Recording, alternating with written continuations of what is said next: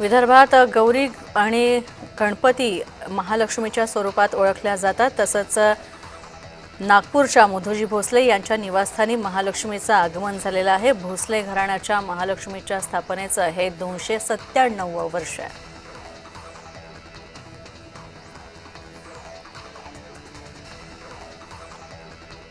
टिटवाळा येथील रत्नाकर पाटील यांनी घरगुती गणेशोत्सवातील सजावट भक्तांना विशेष भावणारी आहे। संत तुकाराम महाराजांच्या वैकुंठ गमना सोहळ्याच्या संदर्भातला हा देखावा त्यांनी उभारला।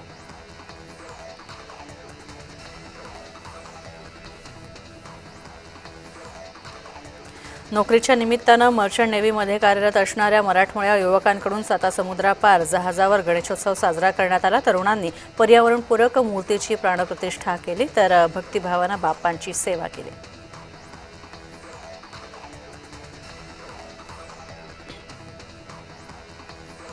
धुळे शहराच्या इच्छापूर्ती काळेश्वरी मंदिरामध्ये तृतीयपंथीयांनी गौरी गणपतीची स्थापना केलेली आहे आणि सण साजरा केला तर सुंदर अशी सजावट करून महाआरतीसह गौरीला 56 भोग नैवेद्य दाखवण्यात आलाय। तर नवस पूर्ण करणारी गौरी गणपती अशी या मंदिरातील उत्सवाची ख्याती आहे।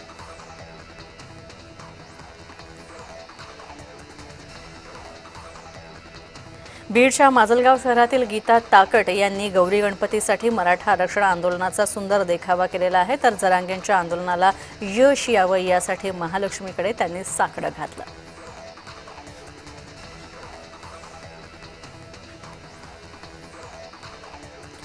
मुंबईतील मराठा आंदोलनावर अभिनेत्री सुमोना चक्रवर्ती हिनं सोशल मीडियावर पोस्ट केलेली आहे। तर आंदोलकांनी गाडीसमोर हुल्लडबाजी केल्याचा पोस्टमध्ये तिनं म्हटलेलं आहे।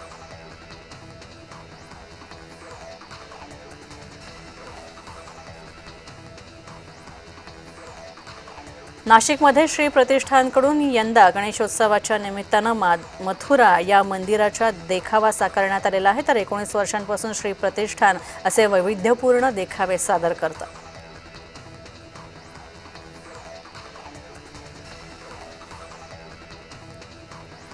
येवल्यामध्ये ओंकार धर्मरक्षक ग्रुप या मंडळानं पंढरपूर इथल्या श्री विठ्ठल रुक्माई मंदिराचा सुंदर देखावा उभा केलाय। पंढरपूरच्या मंदिराची हुबेहूब प्रतिकृती या देखाव्यात उभारण्यात आलेली आहे। ज्ञानोबा तुकारामच्या जयघोषानं वातावरण भरून गेलं असून गणेश भक्तांची हा देखावा बघण्यासाठी तुफान गर्दी होती।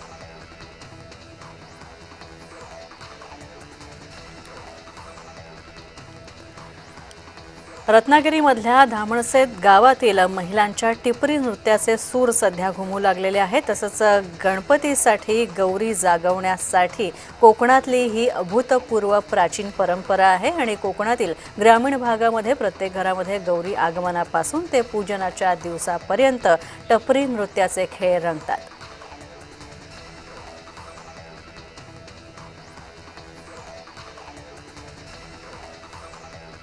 अमरावतीच्या इरविन चौकामध्ये न्यू आझाद गणेशोत्सव मंडळाच्या विदर्भाचा राजाच्या दर्शनासाठी राज्यभरातून भाविक येतात। तर विदर्भाच्या राजाची विसर्जन मिरवणूक पाहण्यासारखी असते। तर 11 तारखेला विदर्भाच्या राजाची मिरवणूक निघणार आहे। जिल्ह्यातील सर्व गणपतींचं विसर्जन झाल्यानंतर 5व्या दिवसानंतर विदर्भाच्या राजाचं विसर्जन केलं जातं।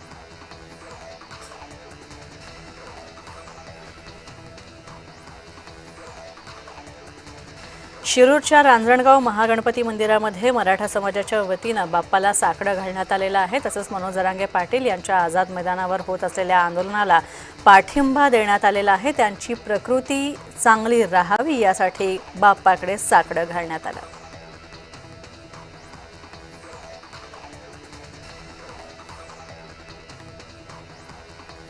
घाटकोपरच्या शिवाजीनगर परिसरातले निशांत शेलार यांच्या घरी श्री गणपती बाप्पांची स्थापना भक्तिभावाने झाली आणि यावर्षी कैलास पर्वताची आठवण करून देणाऱ्या या सजावटीमध्ये गणराय विराजमान करण्यात आलेले आहेत। तर पाहणाऱ्यांचे डोळे हा देखावा फेडतो।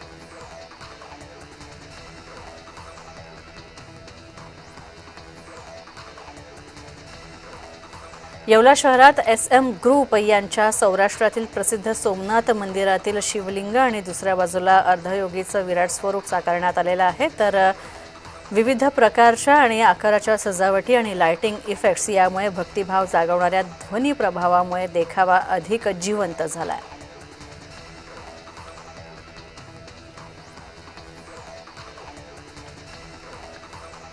आज गणेशोत्सवाचा 6वा दिवस आहे आणि त्यातच लालबागच्या राजाच्या दर्शनाला भाविकांनी मोठी गर्दी केलेली आहे। 5 दिवसांच्या बाप्पाचं विसर्जन करून भाविकांची रीघ आता सार्वजनिक गणेशोत्सव मंडळांमध्ये बाप्पांचं दर्शन घेण्यासाठी वळली आहे।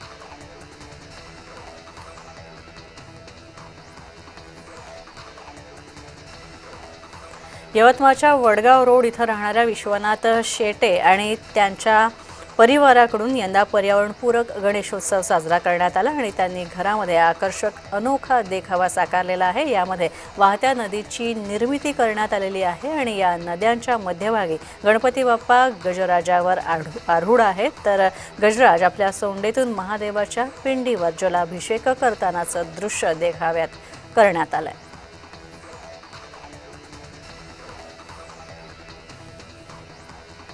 संभाजीनगरमधील पैठण शहरामध्ये स्वाती माने यांनी आपल्या गौरी गणपती समोर जरांगे पाटील यांचा देखावा उभा केलेला आहे। जरांगे पाटील यांच्या आंतरवाली सराटी ते मुंबई आरक्षण यात्रेचा देखावा यात साकारण्यात आला।